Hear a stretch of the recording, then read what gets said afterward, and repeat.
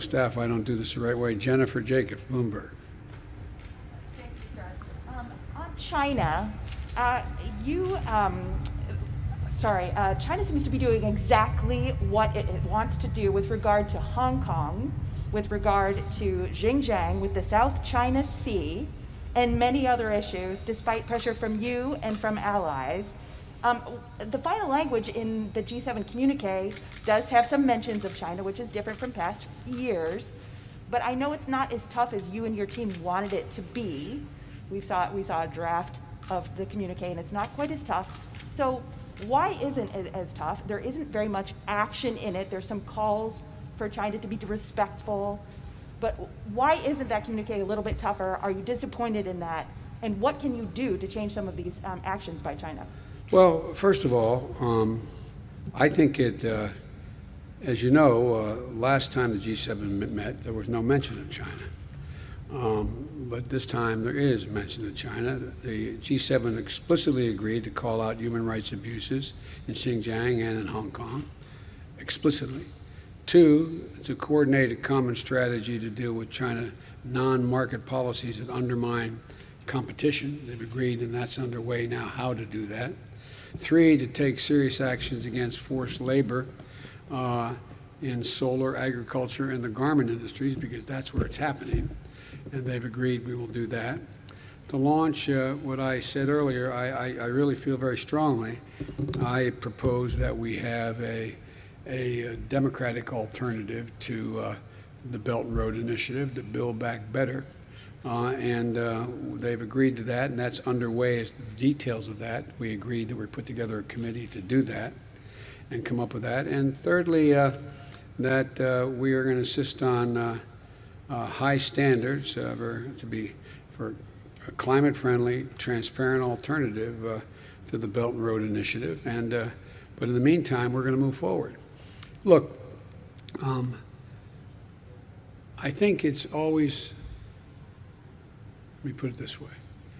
I know this is going to sound somewhat prosaic, but I think we're in a contest, not with China per se, but a contest with autocrats, autocratic governments around the world, as whether or not democracies can compete with them in the rapidly changing 21st century. And I think how we act and whether we pull together as democracies is going to determine whether our grandkids look back 15 years from now and say, did they step up? Are democracies as relevant and as powerful as they have been? And I walked away from the meeting with all of my colleagues believing that they are convinced that that is correct now too. I shouldn't say now, not just because of me, but they believe that to be the case. And so I think you're going to see just straightforward dealing with China. And again, we're not looking, as I've told Xi Jinping myself, I'm not looking for conflict. Where we can cooperate, we'll cooperate. Where we disagree, I'm going to state it frankly, and we are going to respond to actions that are inconsistent. For example, we talked about trade. It's one thing to talk about whether or not our agriculture policy makes sense, and another thing to say, by the way, you're demanding that if I do business in your country, I've got to give you all my trade secrets and have the Chinese partner have 51% of that? No, not us. So are you saying, Mr. President, are you satisfied with what came out in the Yes. communique, or did you wish it were tougher? Do you wish there was more action on China? I think there's plenty of action on China, and there's always something that you can, I'm sure my colleagues think there's things they think they could improve, that they want it, but I'm satisfied. Steve Holland, Reuters. The communique cited a variety of fronts on China, everything from human rights, the origin of the COVID virus, Taiwan. What do you think China needs to do to ease tensions? I think China has to start to act more responsibly in terms of international norms on human rights and transparency. Transparency matters across the board. And I think the idea that for example, one of the things I raised and others raised, I wasn't the only one who raised this at the G7, is that we don't know, we haven't had access to the laboratories to determine whether or not, I have not reached a conclusion because our intelligence community has not certain yet. Whether or not this was a consequence of from the marketplace of a bat and interfacing with animals in the environment that caused this COVID-19, or whether it was an experiment gone awry in a laboratory.